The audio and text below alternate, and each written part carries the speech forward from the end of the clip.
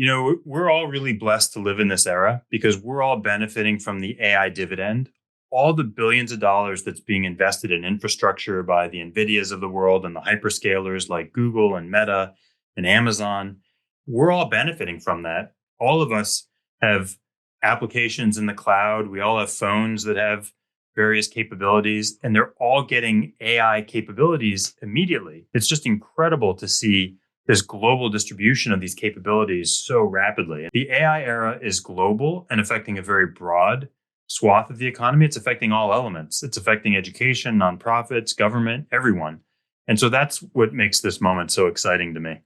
Prominent CEOs, leading economists, iconic investors, insights from the experts. The Walker Webcast with Willy Walker. See who's next.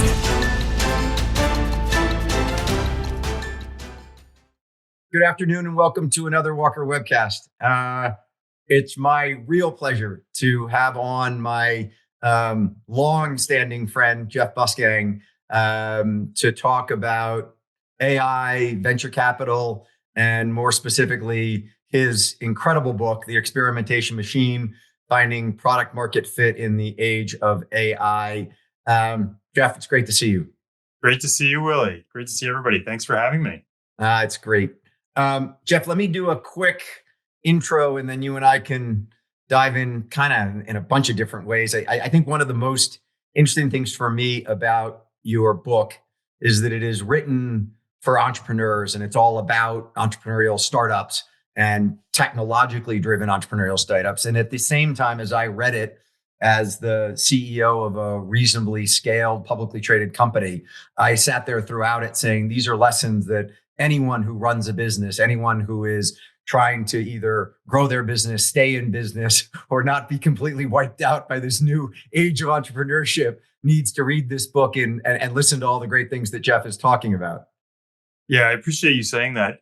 My audience definitely is the founder entrepreneurial audience, Willy. But like you said, as I wrote this book and I thought about this kind of combination of timely tools and timeless lessons, I'm very much hoping that it resonates with folks like you and maybe some of your listeners who are thinking about how can AI be leveraged as a tool to make my business better, more efficient, more effective, more profitable. I will say, Jeff, just from an emotional standpoint, from reading your book, it's scary. I mean, it's fascinating, and we'll get into a number of the case studies that you talk about in the book. But as someone who has gone from a very small company to a reasonably scaled company and gone through all the different, if you will, processes of identifying your customer and then finding a value proposition that actually fits the customer and then going through all the pains of scaling and what have you. What is most sort of, I guess, frightening about it is that, you mention in your book, Warren Buffett and creating businesses with moats around them. And I think that the advent of AI and the implementation and implications of AI are such that a lot of people who've built some pretty deep moats around their business, as I think we have at Walker and Dunlop, need to be sort of questioning how deep those moats are and how sort of impenetrable those moats are around their businesses. Yeah, look, 1,000 venture capitalists like me are investing in entrepreneurs that are going after those moats. And the companies we invested in 8, 10, 12, 15 years ago, that are now larger companies, public companies like you all, those companies are also looking over their shoulder and saying, holy cow, am I going to be the disrupted after having been a disruptor for so many years? And the way I like to think about it, I think your point about it's scary is right. It's sort of disorienting as well, because people who grew up in the internet age, like you and I did, I mean, we both graduated from Harvard Business School in 1995, shortly after the browser came out, shortly after the Internet 1.0 era. We were trained in a certain way of doing business, and that way was very effective because we were disruptors. And now there's a new generation of leaders that are trained in native AI mechanisms to disrupt these new opportunities. And that's the challenge for all of us, to try to reinvent ourselves and reinvent our businesses before someone else takes our lunch. Just on that from a personal standpoint, Jeff, and I am going to get to your intro before we spend the entire hour talking about fascinating things. As you personally use AI, I'm certain there'll be over 100,000 people who will listen to this. Some of them are as insightful on AI as you are. Others are complete neophytes. As they think about, if somebody is listening to this and saying, wow, I kind of need to get on the bus as it relates to understanding the implications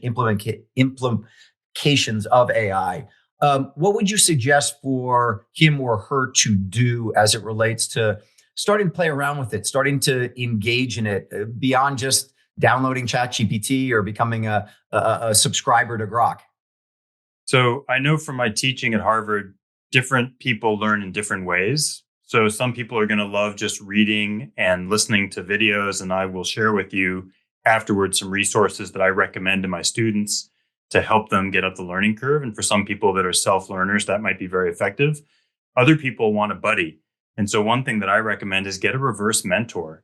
Go to a younger, perhaps native AI person and ask them to be a reverse mentor to you and sit by your side virtually or physically and show you some of the tools and walk you through how their own personal workflows have changed dramatically.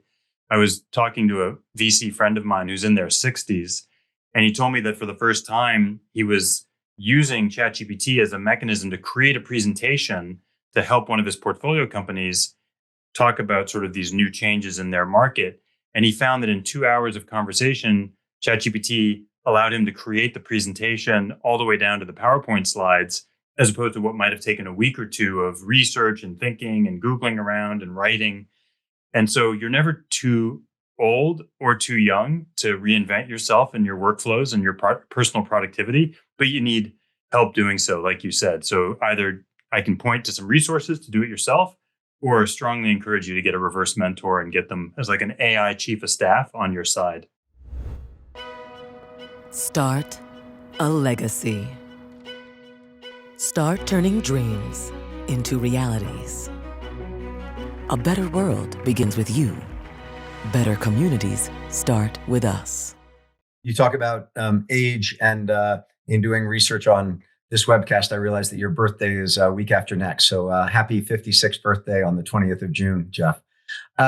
So let me quickly read through the bio and then we'll dive in. Jeff Bussgang grew up in Boston as the son of two Harvard professors. He attended Harvard College and Harvard Business School and joined Open Market, a unicorn startup, right after HBS. After participating in Open Market's IPO, Jeff co-founded UPromise, a loyalty marketing and financial services company. He founded Flybridge with our mutual friend Chip Hazard, where his bio reads, quote, former entrepreneur turned VC, HBS senior lecturer, author of 2, dad of 3, husband of 1, civic leader, and a fan of all Boston sports. He is the author of several books, case studies, and journal articles, including The Experimentation Machine, Finding Product Market Fit in the Age of AI, which we will discuss at length today. Before diving into that, I gotta ask you, Brad Marchand, I mean, Boston Bruin par excellence, you trade him away, and now he's leading the Panthers to what looks like another Stanley Cup. That's gotta sting, huh? It rhymes a bit with Mookie Betts going to the Dodgers. It is kind of tough. Yeah. But I have to say, Jeff, Boston has had its fair share. I mean, your kids growing up in Boston, our classmate Dana Schmaltz, who's on my board, I always say to him that his kids growing up in Boston over the last 2 decades have just had a lifetime worth of championships. So you can't be too bitter about that one. There's a running joke with my kids after a year with no duck boat parades. They wonder like what went wrong in the universe. Exactly. So talking about experiences, Jeff, I was thinking about your career and all the different things you've done. And I was just curious, as you think back on sort of the thrills of careers, non-personal, just business side, and think about being on the floor of the New York Stock Exchange the day that Open Market went public, soon after you got out of business school, raising your own Series A round for UPromise, having your first 10X investment at Flybridge, or your first day of walking into the pit at HBS and teaching a class. Which one of those is up there as the one where you just sort of had to pinch yourself and say, man, is this actually happening to Jeff Bussgang? I would say the HBS pit, and I'll link it to the Boston sports. The first case I wrote was on Curt Schilling and the career he was trying to pivot away from being soon to be, well, maybe we'll see, Hall of Fame pitcher, certainly a world champion, to being an entrepreneur. And the question was, could this guy be a Hall of Famer in two different careers? The answer turned out to be no. But Kurt came to that class. So not only, Willie, was I in the pit teaching to 90 students for the first time, but I had Kurt chilling, looking over my shoulder as we were judging his quality as an entrepreneur. Talk about a high wire act on your first time into the classroom. Jeff, you grew up reading sci-fi novels. Does it scare you a little bit that life seems to be following fiction today? As you write in the book, science fiction has become human fact. It's a little wild. I came to Harvard College, as you noted, in 1987 to study computer science, which I majored in, and AI. And I took graduate courses in natural language processing and computer vision, where we studied parsing sentences so that computers could eventually pass this Turing test, this famous test that indicates when a human cannot determine whether on the other end of the chat is a human or an AI. And we've passed the Turing test officially for the first time just in the last few weeks in various research that academics have done. It's crazy what's happening today. And as many of us feel like it's the second inning or third inning, to continue with the baseball analogy, we've got so much growth ahead of us. So it's kind of wild, Willie. Scare you? I wouldn't say it scares me. I actually find it exhilarating. It's exciting to see the productivity, the potential.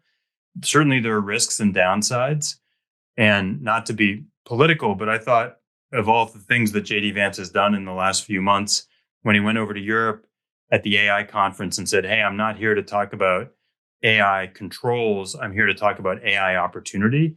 He really struck the right tone. I think we need to really shift our thinking to an abundance mindset as opposed to a scarcity mindset, where we look at the AI as a tool, which is turning us into a society of potentially extraordinary abundance, where compute and intelligence and data and insights are free or very, very inexpensive.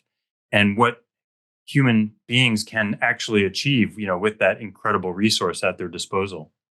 But you talk in the book, Jeff, at the end about ethics and about the need to act in an ethical way, and that the companies that Flybridge invests in always have that as their sort of business ethos and mantra, and it's part of the founding of the companies. And obviously, knowing you and Chip, I'm certain that that's high on your priority list. At the same time, I'm also certain that there are plenty of people around the world that doesn't even come into consideration. So what sort of, what kind of guardrails do we have that are either in place or potentially going to be in place that can protect us to some degree against this technology falling into the wrong hands? It's a great question. And look, this is what the whole defense tech and cybersecurity industry is very focused on today. And certainly it's something that the large companies that control these models, OpenAI and others, are focused on today. As I was doing my book tour, OpenAI invited me to come speak to them. And as I went into their offices, their security is incredibly tight because they are treating their assets and their materials as if it were a national security secret, which it is. So I think we've got to, I sort of have a couple of answers on that very important question. One is, it's important that we do have the leading companies be American companies that are transparent and operating in an ethical fashion with checks and balances. And then secondly, that we have a defense industry and a cybersecurity industry that can protect us from bad actors. And there are a lot of bad actors who are acquiring and leveraging these tools for deep fakes and fraud and other things. And all of our portfolio companies and all the major tech companies are super focused on those issues and trying to stay ahead of the bad guys, 1, 2, 3 steps ahead in preventing some of these problems. We're going to need better fingerprinting of AI models and better, kind of watermarking to know what content is being generated by AI, what video content is being generated by AI.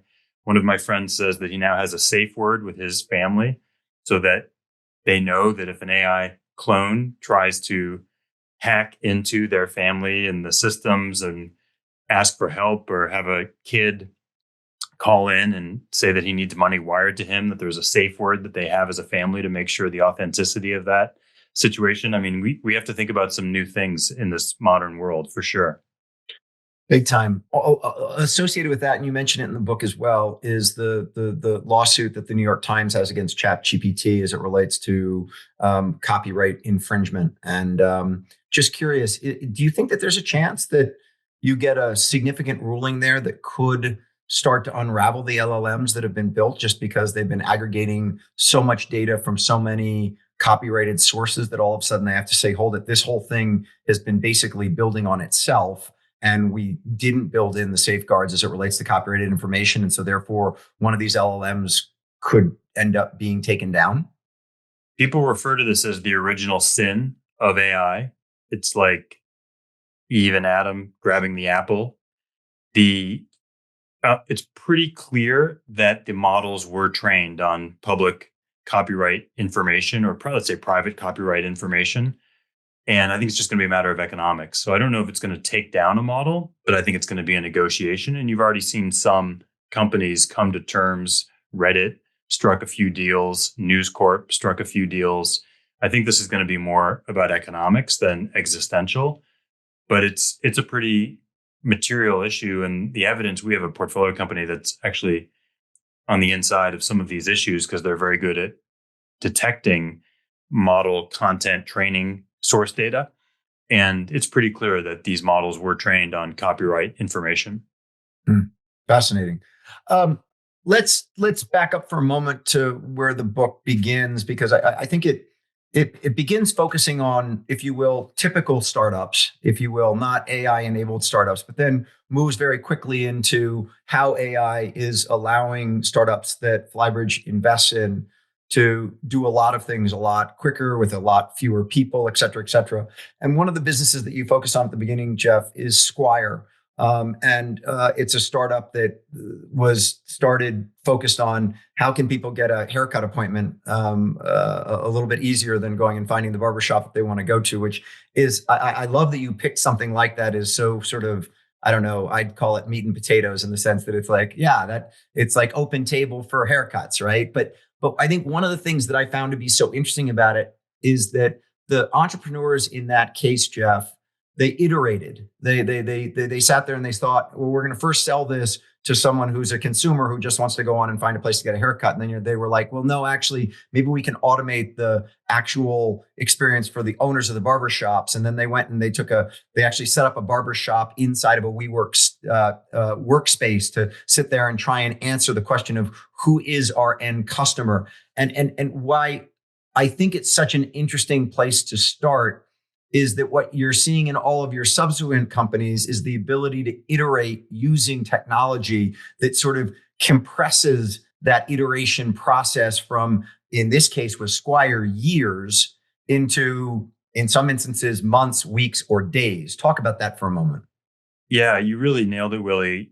About 12, 15 years ago, Eric Ries wrote this book, The Lean Startup, and that revolutionized how all businesses thought about experimentation and creating these minimum viable products and iterating and learning from customer discovery and getting out there and out of the ivory tower and getting in contact with your customers.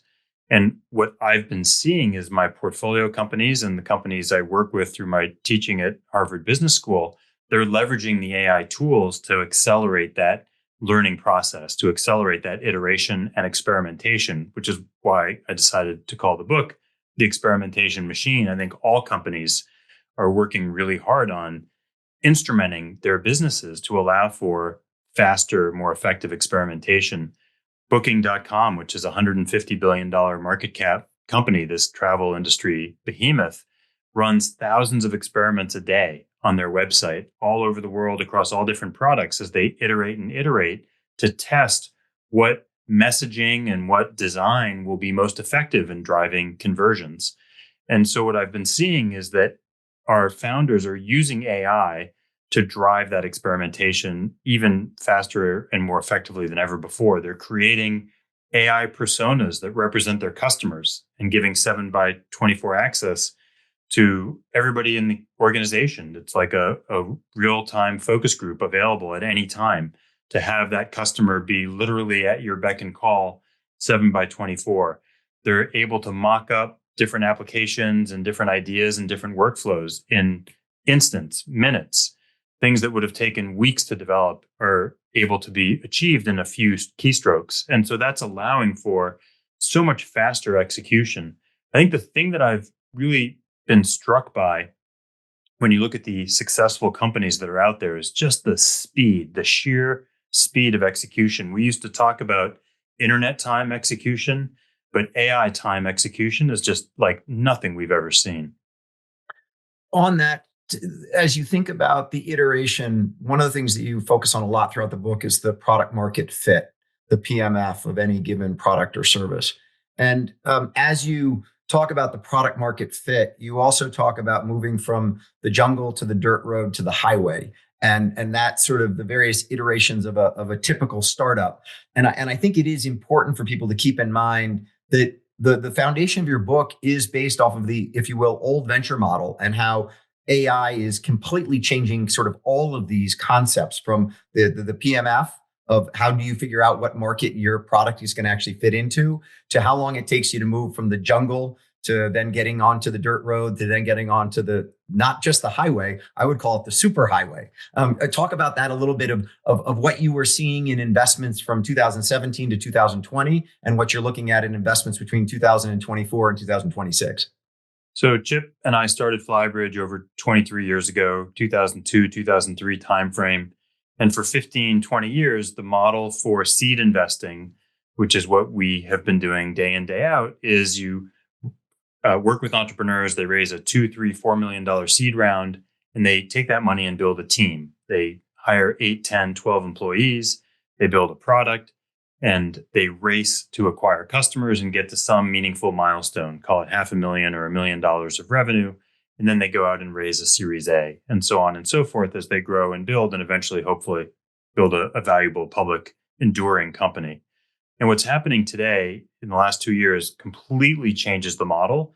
We're seeing the era of seed strapping, where founders are raising that seed fund of $1, $2, $3 million, but then they have only 2 or 3 or 4 employees and hundreds of AI agents that they employ to build the product, that they employ to go to market, that they employ to leverage new distribution channels to get to some revenue milestone. And then they skip the Series A phase, and they just keep growing and growing and growing. We have one portfolio company, for example, that's reached 10 million of revenue with only 6 employees. Sam Altman famously has this quote from a few months ago where he said, "Hey, in my founder circle, we joke that what will the year be when we see a unicorn, $1 billion valued company created by a solo entrepreneur?" And I don't know if that's going to happen anytime too soon, but I did this analysis. I measured the unicorn universe today. There are 12 of them with fewer than 100 employees, Willy. I bet next year we'll see a number with fewer than 50 or even 40 employees, and maybe in 2027, fewer than 20 employees. The productivity improvement that our teams are able to create with these tools, initially coding tools, customer service tools, sales and marketing tools, but eventually operational tools, chiefs of staff, advertisers, writers, the whole range of functions that you have in your company all being replaced or enhanced by AI agents. That's the future that we're entering into. Talk about Matt Morellis and Talktastic, because Matt, to tell you, 2 things on that. How fast did it take Matt to create Talktastic, and how much code did Matt need to write to create Talktastic? Yeah, so Matt is a business founder. He's reasonably technical, but he's not a coder. But he was able to build this product extremely quickly within a matter of days, realized he needed a customer service capability. The product is similar to Whisperflow and some of these other tools where you speak into it and it generates text in any format you want: email, LinkedIn, an X post, a blog post, a New York Times article, even a college admissions essay. So maybe something useful for the kids of the listeners out there. And then, he realized, well, shoot, I've just launched this thing and it's this incredible product and it's incredibly viral. I need a customer service capability. And he decided to create his own customer service capability. And so he would take the queries and questions from customers and he would feed it into ChatGPT and get better answers, and he would take the voice, transcribe it, get better answers and expand on it, and then feed it into his customer service platform, get the answer out of the customer service platform, and then pull it out and transcribe it and create a video avatar of him explaining to the customer, what it is that the problem they were trying to solve and how to address the problem. And basically creating this workflow of attaching these different AI tools all together in a way that closed the loop completely. And I've been talking to some of my other founders since I wrote that, Willy, and since the book came out, where we're talking about this vision. And you may see this in your business, where we will see customer problems come in overnight, be processed, solved by AI agents, where software will be automatically written.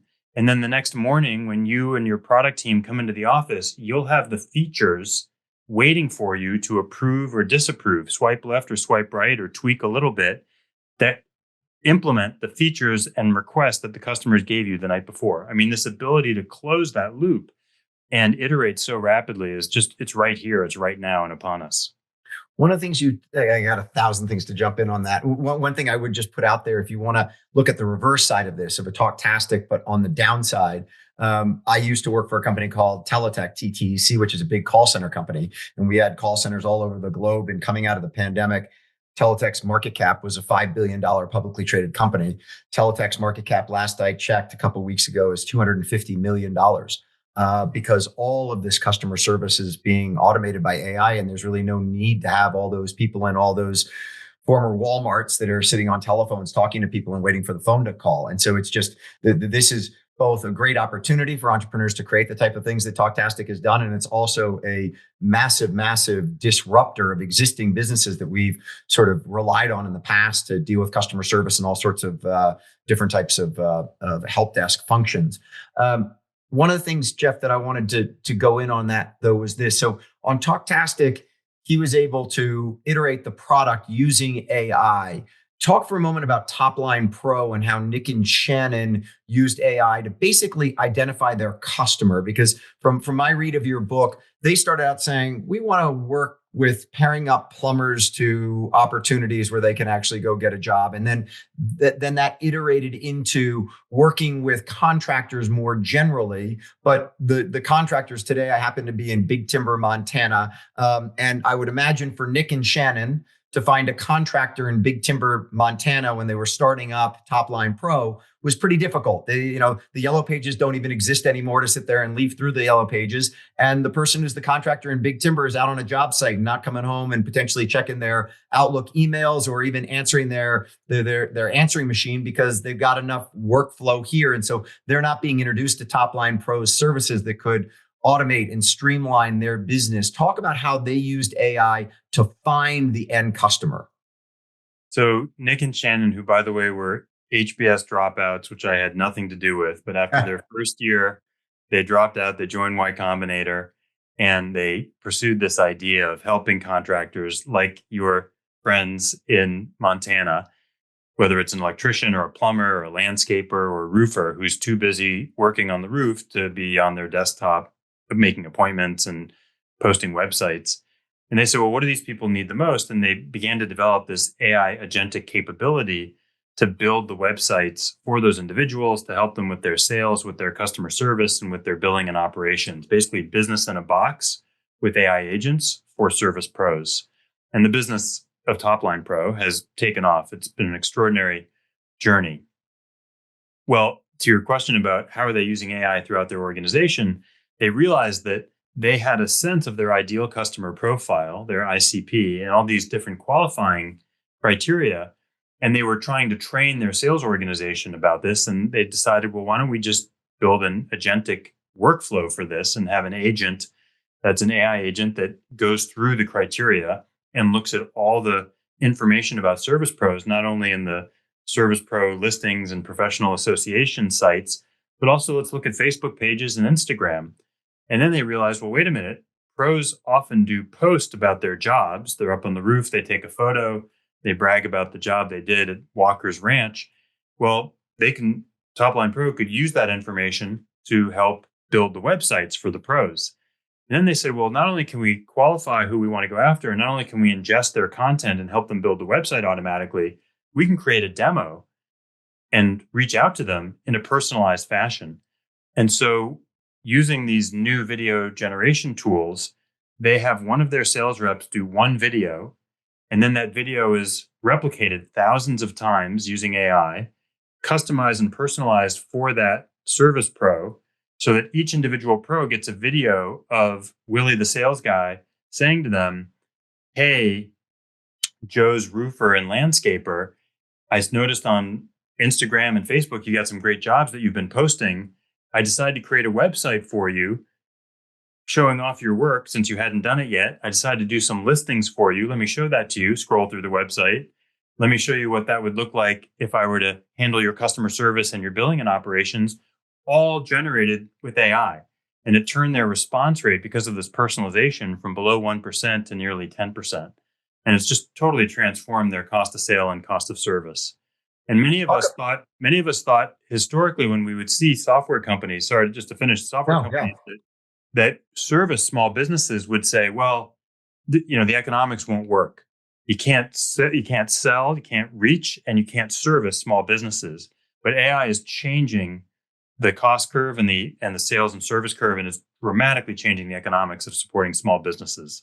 It's that graph that you talk about in the book as it relates to the mice into the elephants and the whales, and what the addressable market is and what it costs to go get them. And that whole graph has just basically been turned on its head, in the sense that you used to sit there and say, I'm going to go, if you will, upmarket towards the whales, and you would have your customer acquisition cost to get into that institutionalized world. It's very interesting, because at Walker & Dunlop, when I first joined the firm, we were sort of a middle market player, and then we moved into whale hunting and got into the institutional space, and now all of a sudden we're going back after what I would call the retail space of smaller loans. And one of the big things, Jeff, that we ran into was that in our large loan business, all that data is securitized, so we can go out and we could pull all that data down and find out, finding out what loans Blackstone has is not a terribly difficult thing to do, but finding out the person who owns a 4-unit multifamily property here in Big Timber, Montana, for instance, is exceedingly hard to do, because most likely that person is borrowing from a local bank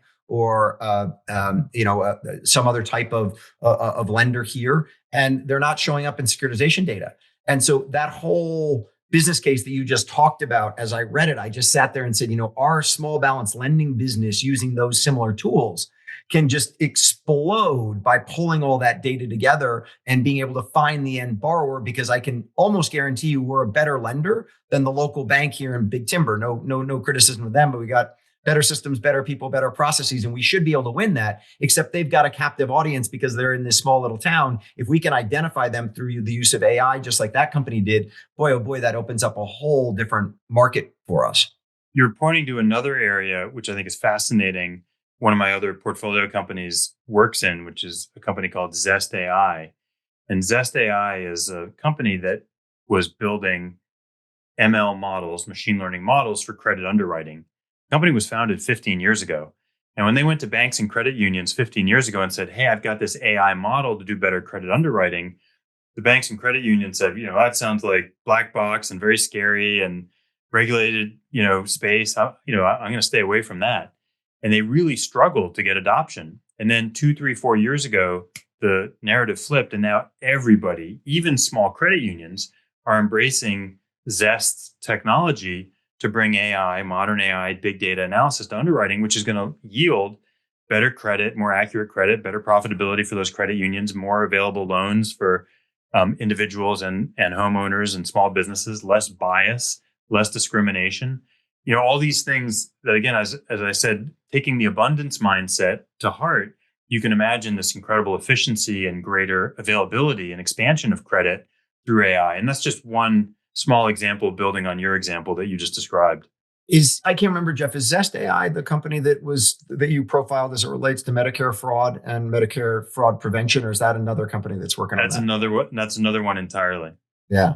I was fascinated by that, and only that it appears from the way you wrote about it that fraud in Medicare claims is rampant. And so therefore being able to come in and apply the technology, I mean, in our world of lending, fraud is clearly a 4-letter word. And when fraud shows up, you like jump all over it because there isn't that much fraud in our part of the lending world, and particularly in the commercial real estate world. In the single family world, I'm assuming it's got a little bit higher prevalence. But it seemed like the company that you profiled there, that this is their job, because people try and come up with fictitious or false Medicare claims left, right, and center, and that they need to be able to go pull in massive data sets to track whether the actual claim is legitimate or fraudulent. I think fraud is one of the really interesting early areas of AI capabilities. We're seeing this with another one of our companies called BrightHire that does interview intelligence. All interviews are now videoed. And so you see these capabilities like BrightHire to allow you to interpret how the interviews are going for hiring managers, to get visibility across the interviews that are happening in the organization, to drive insights and analytics. You can see things like who's starting interviews on time versus who shows up late, who tells the company story effectively, percent of time that men speak versus women, interviewer versus interviewee, all these types of things. But what's interesting is they're being asked by their customers, we want your help with fraud because there's a lot of interview fraud going on. People who are pursuing jobs who may have 2 or 3 jobs or may not be exactly who they say they are, or may themselves be AI bots, to your earlier question of deep fakes and protections and guardrails.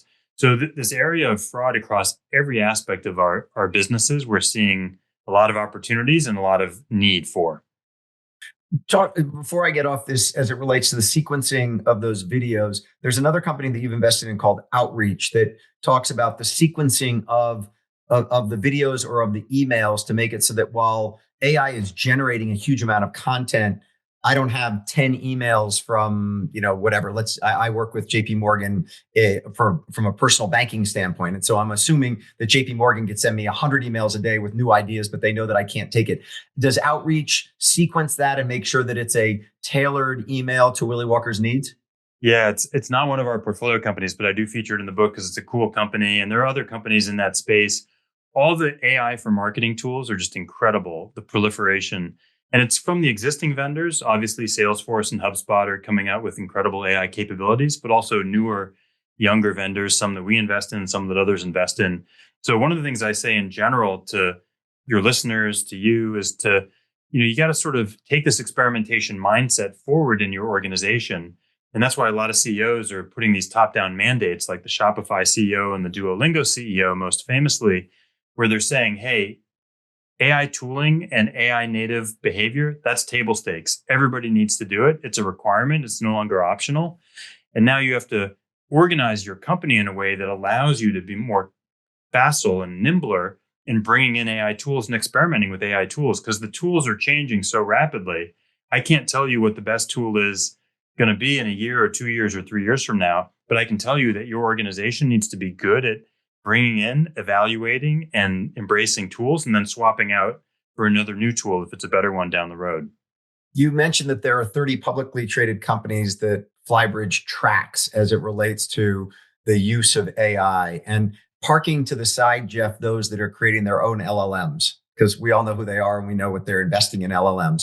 But as it relates to operating businesses like a Shopify, who are you all tracking as it relates to scaled businesses that, again, aren't in the development of LLMs, but who are taking AI and implementing it into their businesses in innovative ways? Some of the top software companies are first, naturally, because they're so facile at leveraging these technologies, like Shopify, Adobe, Duolingo, ServiceNow, some of the big software franchises, even Salesforce. By the way, I have a prediction. You may have heard this already, but Mark Benioff recently renamed their annual conference to Agentforce, and he's been pushing agentic AI as the unifying next wave for Salesforce.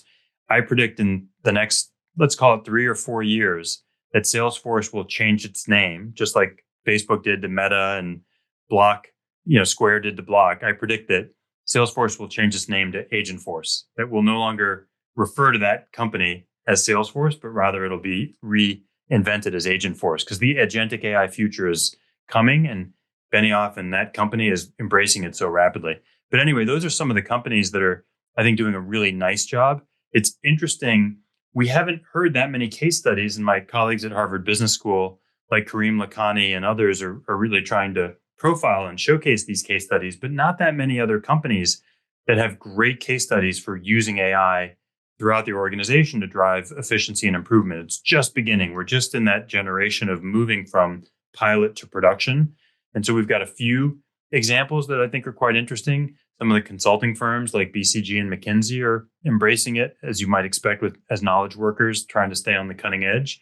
But it's definitely like a tsunami that's coming in the next year or two of case studies of big companies leveraging these AI tools for their benefit.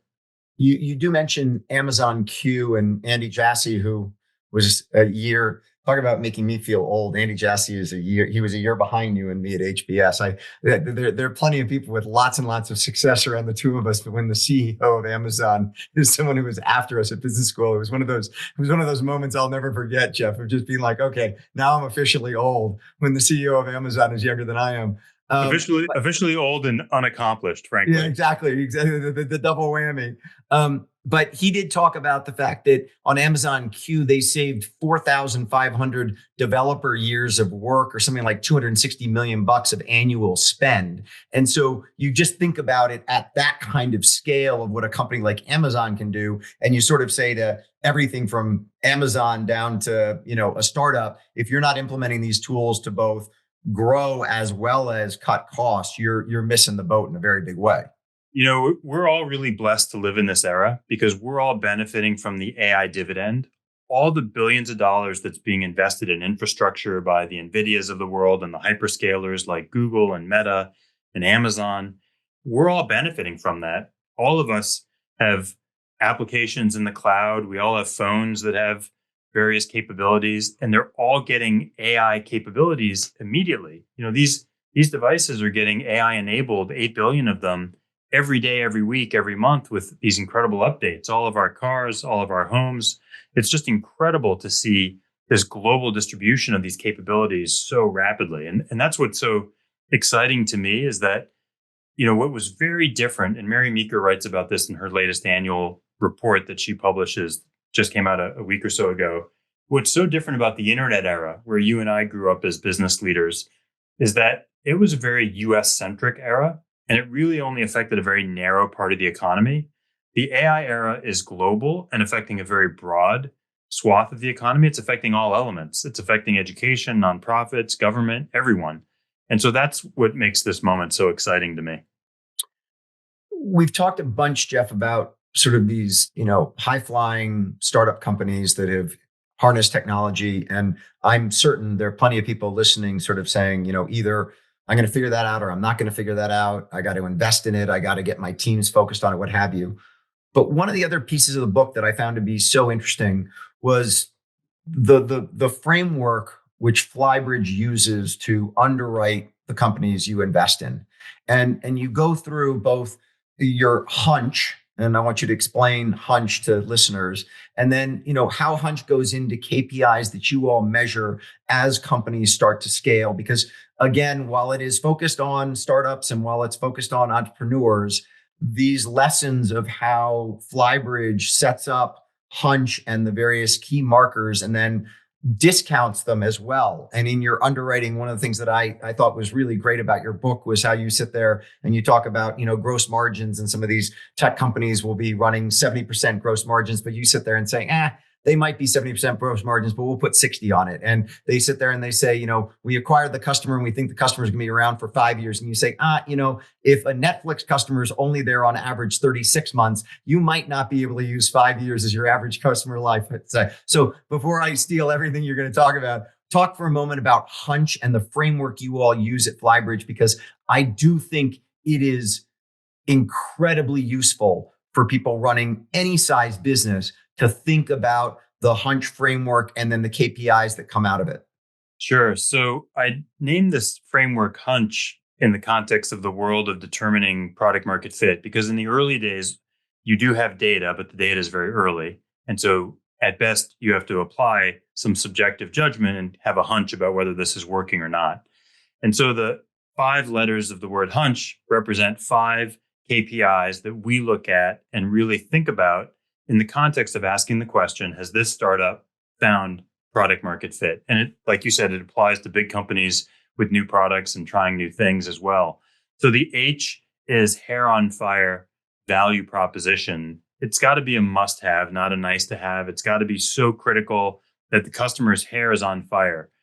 Our customers, your customers, there's so many things coming at them. They're so distracted. We all have so much in our inboxes and across all of our different channels of information and inputs that unless it's a top 2 or 3 priority, it's not going to cut through the clutter. So we really evaluate whether that startup we're working with is addressing a problem that's a true hair on fire value proposition. The U then is usage. Avoid the vanity metrics of downloads and installs and other things that show sort of initial interest, but observe the actual usage of the product. Do they use it more and more every day? Do they expand the usage across more departments, more parts of the organization, more units? And does the usage become habitual? That's really what we're looking for with the U and Hunch, is the usage behavior. N is for the Net Promoter Score, or NPS, which is a measure of customer love. Would they recommend it to their colleagues? Can you get some virality and word of mouth generated? The C is the question of churn. After a bit, you want to look at the churn rate and see month to month what those churn curves and cohort curves look like. And then the final H in the Hunch framework is high unit economics, high LTV to CAC, lifetime value to customer acquisition cost ratio. Because just because you've got something that's working, that seems to be getting used a lot and that customers love, if you're not going to make money on it, it's not going to be an enduring, profitable, sustainable business. So we do think about and underwrite to the economic equation, even if the numbers are early and we're throwing in a lot of assumptions and speculation. We try to be conservative. We try to imagine the future.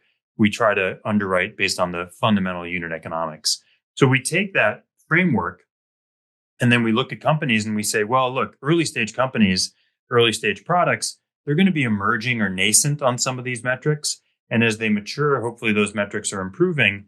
And so we provide a chart in the book, which you saw, which shows at each of the stage from nascent to radical product market fit, what each of these 5 metrics should look like. I have to say, it's a fascinating framework. And I will tell you, in running a pretty established company, when I think about things like hair on fire, like to be blunt about it, Jeff, I don't know how many of Walker & Dunlop's clients wake up every day with hair on fire to buy Walker & Dunlop services, right? And I was going back and forth with one of our bankers just yesterday, and I was sitting there and we got kicked in the teeth on a financing by a client that we've been chasing for a long period of time. And we sort of brought the whole cavalry, right? I mean, I'd gone to a meeting with the client and we tried to win this financing and they didn't even give us the ability to compete for it. They went to one of our competitors and gave it to them. And so I had this dialogue with this banker, just sort of saying, how much time and effort have we invested in this client?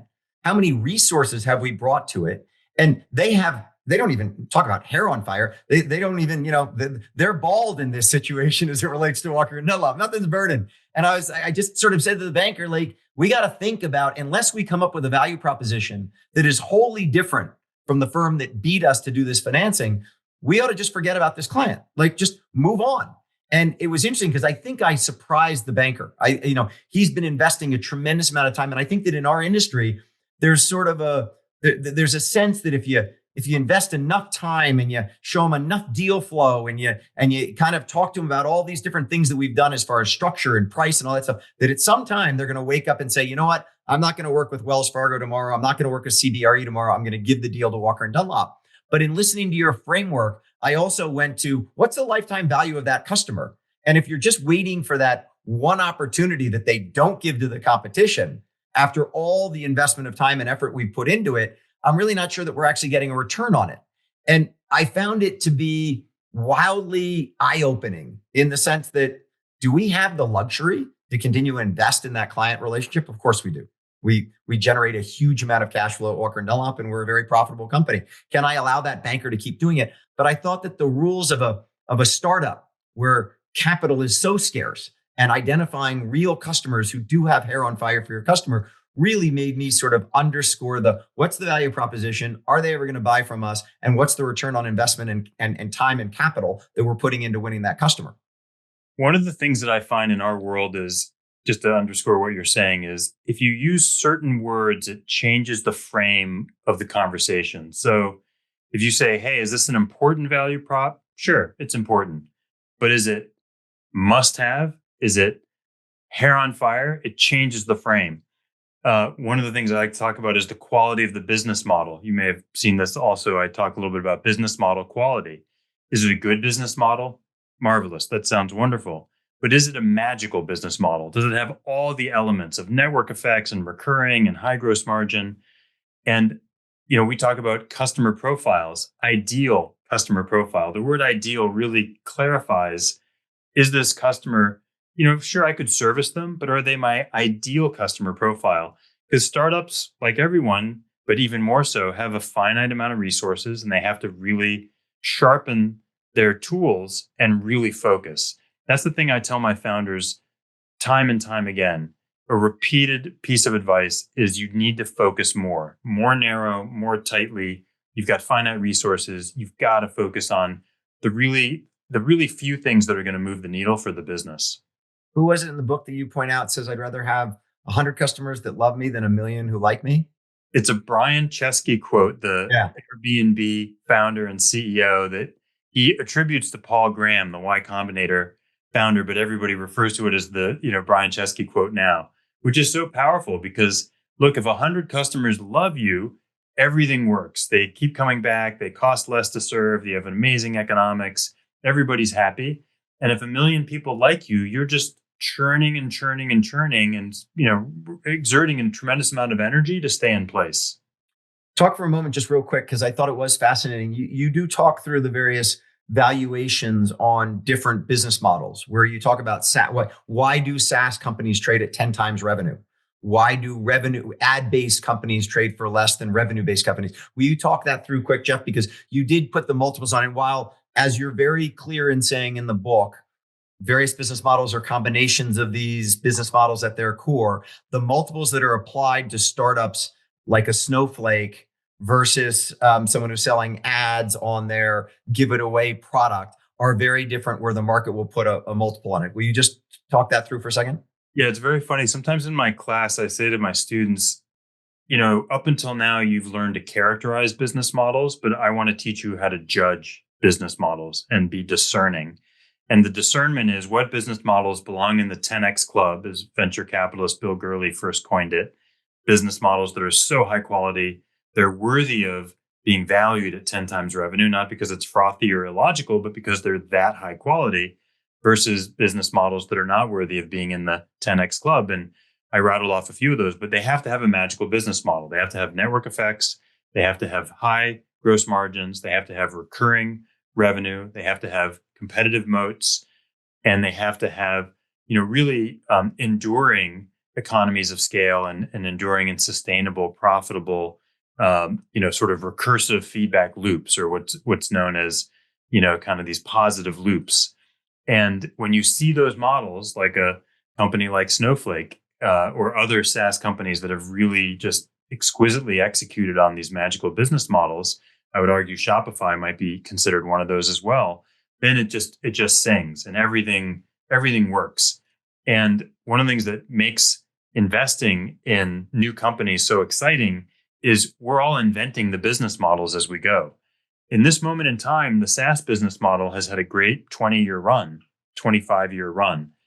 But in the next 20 or 25 years, in the age of AI, the SaaS model is being questioned. Maybe we're going to move to more of a usage-based model or a value-based model. And so there's some really interesting new questions that we're all trying to figure out about business models and pricing. And the companies that get it right are going to engender incredible valuations. So we're about to run out of time. Two other questions. One is you talk about scaling, and I think a lot of the people listening to this aren't the entrepreneur with a startup business, but are actually listening to it of what do I do with my existing business? And many of them have either scaled dramatically or in the process of trying to scale. And you talk a little bit about the coin-operated sales force. And to be honest with you, I sat there and thought about is the Walker & Dunlop sales force coin-operated today? And I think one of the questions I have for you is on a coin-operated sales force, how do you get the implementation of AI or innovative thinking when, as I sat there and listened to you talk about a Coinbase Salesforce, it seemed like most companies in the old model would sit there and say, okay, we're scaling now. Let me go get an enterprise sales executive, somebody who really understands how to do enterprise sales. And let me get him or her to scale my sales force, get, annual quotas, get the team focused, and here we go. And so as I heard you saying that, I was like, okay, that's the old business model. What's the new business model as it relates to AI, as it relates to a coin operated sales force, but with somebody who has the technical capability or the imagination to incorporate AI into their sales function? So first principle, you need to incorporate an AI score into your evaluations, into your performance reviews. So first you have to ask yourself, how AI native are we as a company from a scale of 1 to 10? How AI native am I as an individual executive on a scale of 1 to 10? And then how AI native are each of my executive team members and each of their team members? And then what are the things that we're doing? And again, you got to put this right in the performance review. What are the things we're doing to up our score? Are we celebrating AI experiments? Are we doing hackathons? Are we experimenting with tools and encouraging people to bring in new tools and try new processes and new workflows? And are we bringing in outside AI native executives who come in with a history and a track record of implementing some of these processes? It's all so new. So some of those people you may have to take risks on. They may be outside of the industry. They may be a bit younger. This is my point about reverse mentoring and AI chiefs of staff. Some organizations are creating small AI tiger teams that are just evaluating every part of the workflow, every function, and trying to inject AI experiments. And so you've really got to take an intentional view to try to turn your organization, including the sales force, from, let's say, a 4 out of 10 or a 5 out of 10 today to ideally an 8 or a 9 out of 10 in the next year or two. It's fascinating. And it's so practical. I mean, that's something that we can and should do at Walker & Dunlop. And we're, again, pretty successful company, pretty scaled company. I think I got a great executive team. But the concept of sort of measuring up on that and then measuring it and following up on it and trying to upscale ourselves. And then also that reverse mentor model that you talked about at the top of the webcast is also another one that I find to be fascinating and quite honestly, easily implementable. I mean, you don't have to go out and hire a whole bunch of people. There are a lot of new employees at W&D who could be very helpful there, which goes to my last question, Jeff, because there was an article yesterday in Bloomberg that talked about the employment of the class of 2025 out of college and the two skill sets coming out of college that are well, if you will, above from an unemployment standpoint, below from a hiring standpoint of the class of 2025 are mathematicians and computer science engineers. Well below. The data has just come out as it relates to mathematicians and computer science engineers are all searching for jobs when in past cycles they have been the first picked up. And so at the top, I talked about a father to three.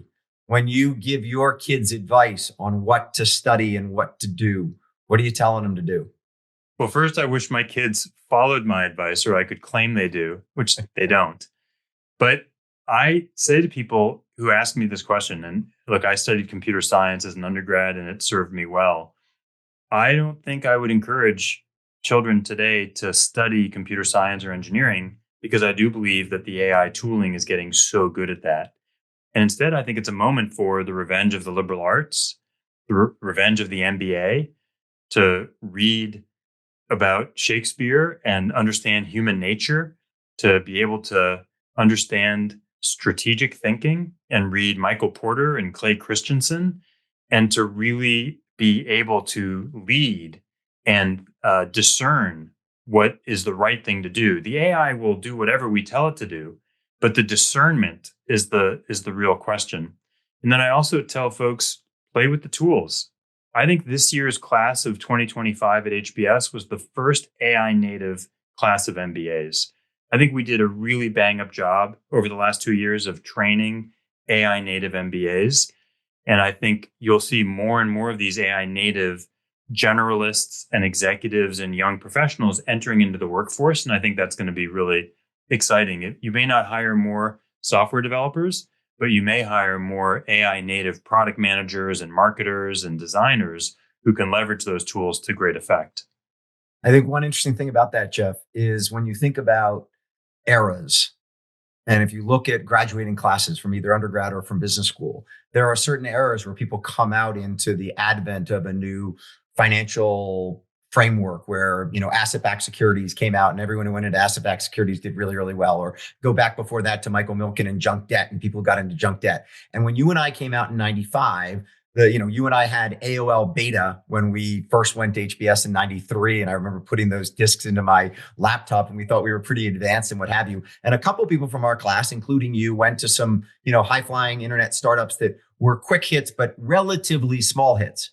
But one of the things that I consistently think about is that, Amazon was starting at that point and Jeff was in business, went public in, I believe, 98. But if you'd invested in Amazon in 1998, you didn't get back into the money until 2008, that it took a decade for that business model to really get going to the point where then, obviously, in hindsight, it all took off from there. But that we're going to see lots of fits and starts. They're going to be winners and losers, and identifying which are going to be the winners and losers in the AI landscape is not, it's not, you do it every single day. It's up to you and your team to identify the winners and the losers, but that this is going to take some iterating and it's going to take some time before we really see how this class of 25 that you just said is the first AI literate class coming out of HBS goes and actually takes that learning, takes that understanding, puts it into practice, and then goes and creates real value. I think that's right. I think one of the fun tests for me when people ask me, are you optimistic or pessimistic, is would someone like you and like me want to trade places with the class of 2025 in terms of the opportunity set ahead of them? I think the answer is yes. I think almost anybody in their 50s or 60s today would trade places, not just for physical reasons, but for professional opportunity reasons. That this moment in time to be an entrepreneur in your mid-late 20s, in this age of AI where we believe so much value is about to be created, I think it's an incredible, incredible opportunity and just an amazing time to be an entrepreneur and to be alive. Jeff, it's such a great conversation. I keep going for another hour. I'm deeply grateful. The book is fantastic. Anyone who listened to this conversation who doesn't understand how great this book is, I've certainly failed in my job of trying to convey that because everything you've talked about is so eye-opening and insightful. Thank you, my friend. I'm sorry I'm not going to see you this weekend, but I will see you hopefully soon enough, and give our mutual old friend Chip my very best. Thanks, Willy. Really appreciate you having me. Take care, Jeff. Thanks very much.